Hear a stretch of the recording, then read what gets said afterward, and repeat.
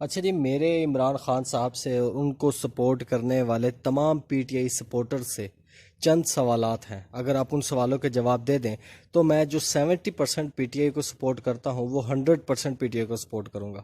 اگر آپ ان سوالوں کے جواب دینے سے آپ لوگ بھی قاصر ہیں، آپ لوگوں کے پاس بھی ان سوالوں کے جواب نہیں ہیں، تو پھر آپ کو بھی مکمل طور پر پی ٹی آئی کی سپورٹ نہیں کرنی چاہیے۔ سوال پوچھنے سے پہلے میں آپ کو اس سوال کا کچھ بیک گراؤنڈ بتا دوں کہ عمران خان صاحب کے آنے سے پہلے لوگوں کی نظر میں سب سے زیادہ بیسک ضرورت، جو انسان کی سب سے بنیادی ضرورت تھی، وہ غذا تھی۔ خوراک انسان کی سب سے پہلی اور بنیادی بیسک ضرورت تھی۔ یہ عمران خان صاحب کے آنے سے پہلے لوگوں کا نظریہ تھا۔ لیکن جب عمران خان صاحب کی گورنمنٹ آئی اور یہ جو پچھلے 1-2 ماہ سے امریکی پروپوگنڈا اور جو امپورٹڈ گورنمنٹ اور جو غلامی اور آزادی کے بیچ کی جنگ لڑ رہے ہیں ہم لوگ، اس کے بعد میں نے اس بات کا اندازہ لگایا کہ خان صاحب کا نظریہ کچھ اور ہے۔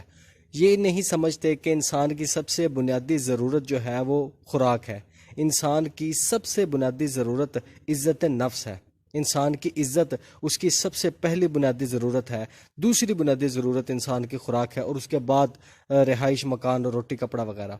اب میں آپ کو بتاتا چلوں کہ عمران خان صاحب کا نظریہ جو سب سے پہلی بنیادی ضرورت عزت ہے، وہ کس طرح سے ہے کہ ہمارے نبیوں نے بھی 3 دن کے فاقے گزارے لیکن کبھی عزت نفس مجروح نہیں ہونے دی، کبھی اپنی جو عزت ہے اس کو داؤ پہ نہیں لگایا، فاقے کاٹ لیے، بھوک کاٹ لی، لیکن کبھی حق، حلال اور اس کا سچائی کا راستہ نہیں چھوڑا۔ اب میں سوال کرنا چاہتا ہوں پی ٹی آئی کے سپورٹرز اور عمران خان صاحب کے سپورٹر سے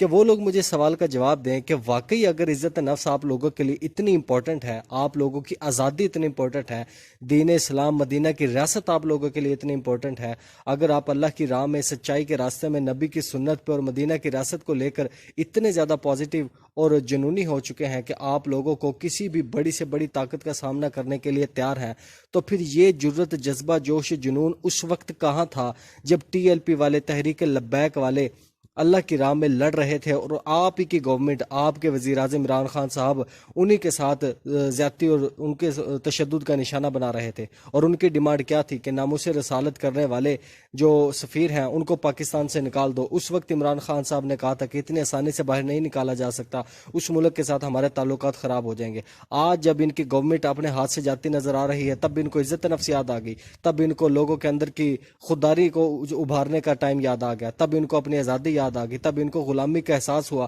کہ ہم کسی کی غلامی کر رہے ہیں۔ یہ غلامی کا احساس اس وقت کہاں تھا جب ٹی ایل پی والے سڑکوں پر مظاہرے کر رہے تھے اور آپ ہی کی فوج، آپ ہی کی پولیس اور آپ ہی کے ادارے کے لوگ ان پر تشدد کر رہے تھے، اور ان کا مطالبہ کیا تھا کہ صرف اور صرف یہ کہ جو ہمارے گستاخ رسول ہیں ان کو پاکستان میں رہنے کا کوئی حق نہیں۔ اور یہ آپ لوگوں کی خودداری اور آپ لوگوں کی ایمانداری، آپ لوگوں کی سچائی اس وقت کہاں تھی جب آسیہ ملونہ ایک پرائیویٹ جیٹ کے اندر بیٹھ کر اسرائیل میں جا کے تمغہ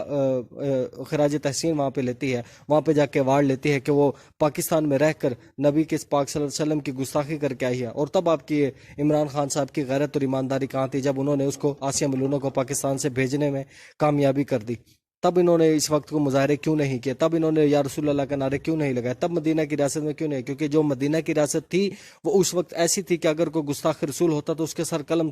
کر دیا جاتا تھا، اس کا سر اس کے جسم سے جدا کر دیا جاتا تھا، صرف اس بیس پر کہ اس نے نبی پاک کی شان میں گستاخی کی ہے۔ ایک مجاہد، ایک کسان، ایک ان پڑھ جاہل گوار آدمی بھی اگر 5 وقت کی نماز نہیں پڑھتا، زکوٰۃ نہیں دیتا، اور اللہ کے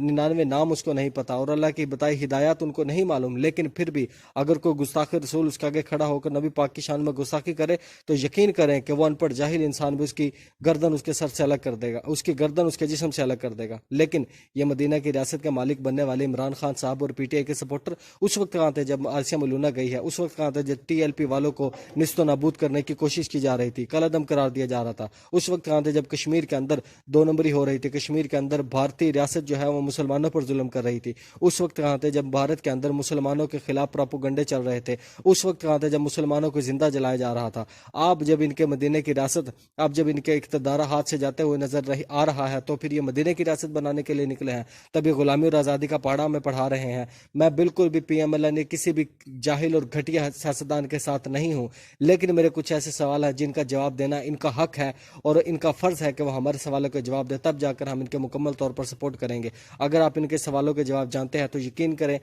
کہ پلیز مجھے کمنٹ سیکشن میں ضرور بتائیے گا، کیونکہ میں ان سوالوں کے جوابات لیے بغیر کبھی بھی اندھا دھت عمران خان صاحب کی سپورٹ نہیں کروں گا۔ جو لوگ سپورٹ کر رہے ہیں بہت اچھی بات ہے، وہ اپنی آزادی کے لیے لڑ رہے ہیں، وہ ملک کی بقا کے لیے لڑ رہے ہیں، اور یہی لوگ ملک کی